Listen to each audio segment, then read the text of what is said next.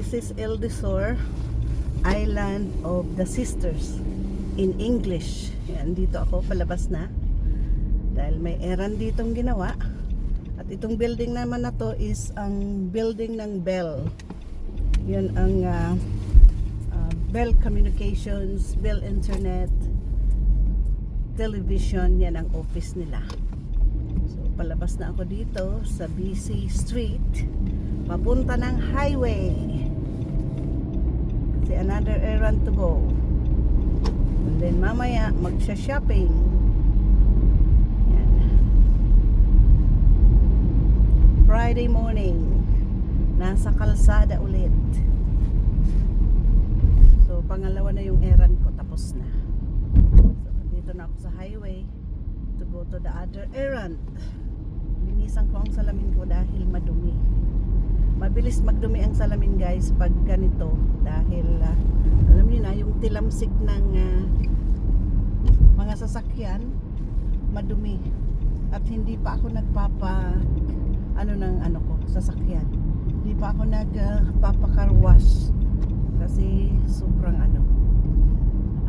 dumi at tapos mag-i-snow pa wala ang kwenta rin na linisin mo na kaya it's a waste of money kaya hindi mo na ako carwash. Medyo traffic dito sa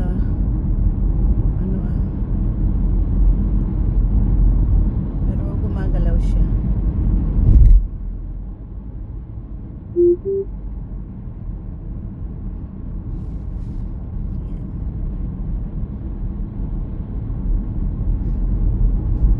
Kasi kasabay-sabay namin yung mga malalaking truck. Tulad nito, ito yung nagdi-deliver ng mga sasakyan. Yan, itong nalampasan ko yan. Yan ang nagdi-deliver ng mga sasakyan sa mga dealership. Yan daming trucks ngayon na nagbabiyahe going to and going back. Yan lalaking mga truck. So ito din ang busy hours para sa mga trucks. Mga ganitong oras. Dami sa kabila halos puro mga trucks ng lalaki yan sa pasalubong ito sila ay may dito may nasiraan siguro doon may nag-ilaw sa kalsada sa highway dito kasi guys halimbawa masiraan ka nakikita nila yon sa camera kaya malalaman mo na lang yan meron ng nag-iilaw-ilaw na lalagyan na ng lagyan na ng orange cone or ilaw yung kalsada kung saan ka na-stop or nasiraan hanggat darating yung 2 car yan, ganyan dito guys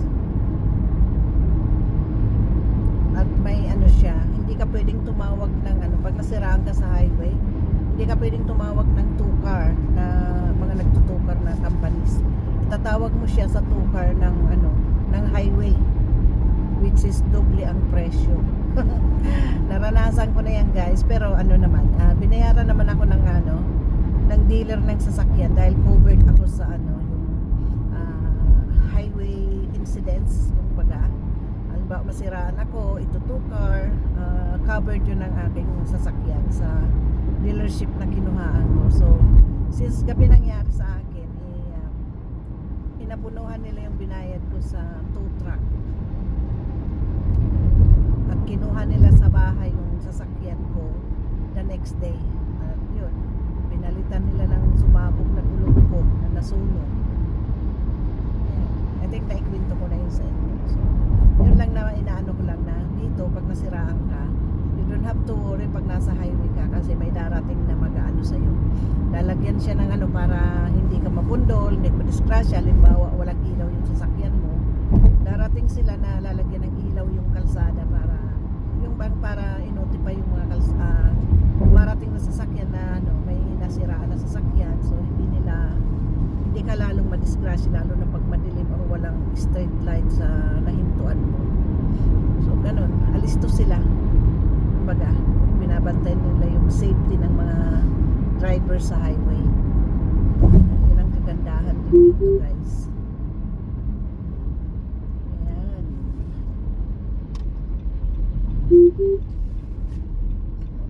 May text na dumarating sa akin.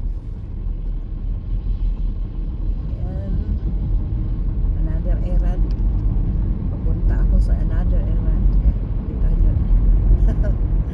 Mabilis yung tinakbo ko from El Desor to Sherbrooke.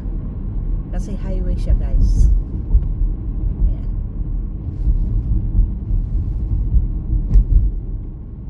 Dito ako sa Sherbrooke. Hindi siya ano dito, hindi busy ang street dito. Ayan. Takes me 5 minutes. Nandito na ako.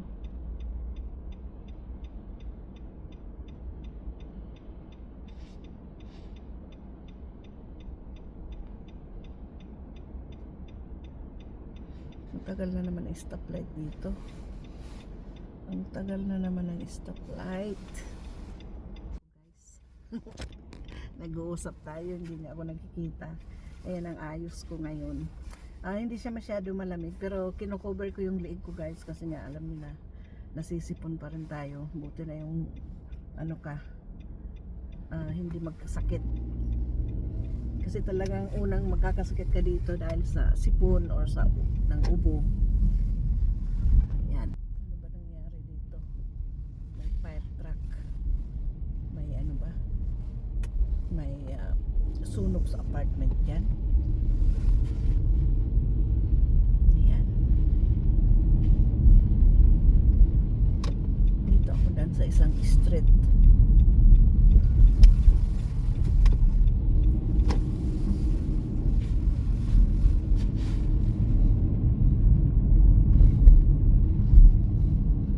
Dito ako ito yung daan guys papunta sa Glen Hospital. Ito yung bagong hospital na napakalaki. Pag pumasok ka sa loob parang airport, mawawala-wala ka kung hindi ka talaga marunong dahil sa dami-daming pinto na parehas. Ayan, ito ang papunta sa hospital. Itong wing ito pero hindi ako pupunta dyan. Magliliko ako sa stoplight. Ay nako, naabutan ako ng red light. Ayan, busy. Ayan, yung mga building na yan guys na nakikita nyo, yung colorful na building, ayan, yan ang ng hospital. Hindi lang makita masyado dito dahil nasa likuran na tayo. Pero yun ang ng hospital.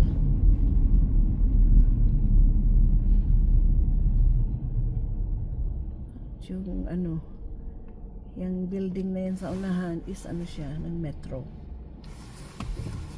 Ay nako. Ito bus siya, yung terminal. Ito ang metro, yan, sa gilid na yan.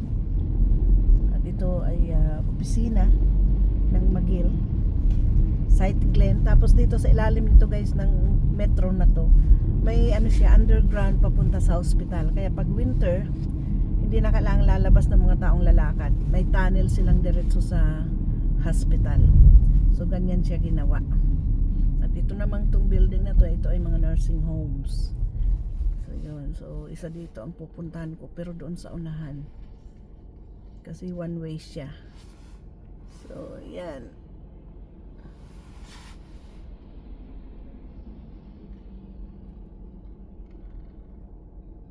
Ibang lugar naman ito guys na napuntahan ko. Diba kanina galing ako sa highway. Highway stop and then another highway papunta sa mga service roads. Ayun, ikot-ikot ko na rin yung kalsada dito. Nakakapagod din mag-drive guys kasi palagi kang nakaupo. Pero yan ang trabaho. So kaya kulang tayo ng lakad. Kaya minsan pag maganda ang panahon, pag winter, nagpa-park ako sa malayo para malayo-layo din yung lakaran ko. At least kahit pa paano may exercise tayong maglakad. Ganyan ang ginagawa ko. pag summer din, ganun din, malayo-layo din yung pinaparkingan ko para makalakad tayo.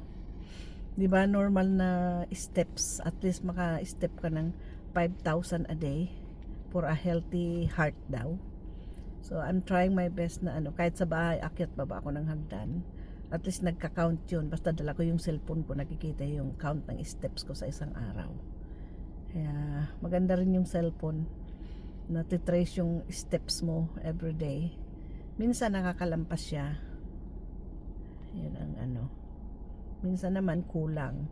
Dahil kung hindi ako lumabas, nasa bahay lang, kulang ang aking steps. Kaya binabawi ko siya, exercise ako sa gabi. Yan. Exercise ako ng yung walking exercise. Kasi di ba mayroong ganyan sa mga cellphone, walking exercise. So, ganun ang ginagawa ko. Tingnan yung mga building dito. Ito ang mga townhouse dito guys na may basement, may main floor, tapos may top floor. So parang 2 stories siya pero may basement siya, kaya siya 1, 2, 3 stories kumbaga. Yan ang style dito ng mga bahay guys.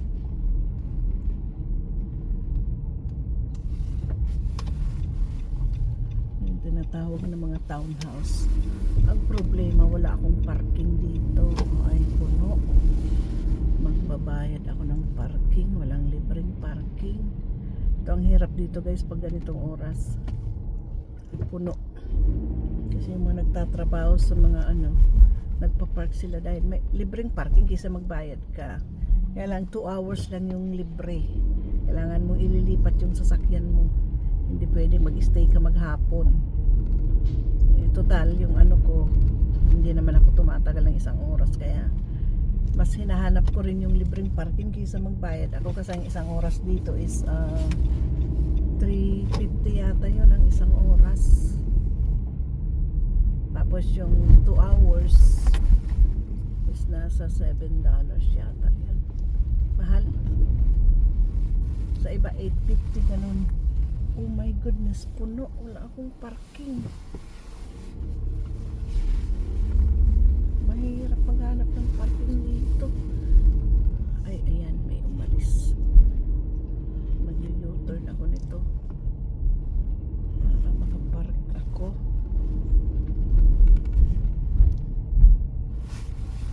Ayun. Hindi ako mag-park dyan.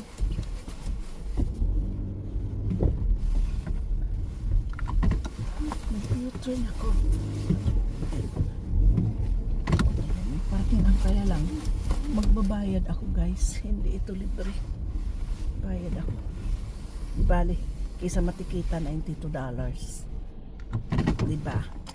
So ayan, nakarating na ako dito guys, nakarating na ako sa pupuntahan ko guys. So thank you for watching, see you in my next video, bye bye.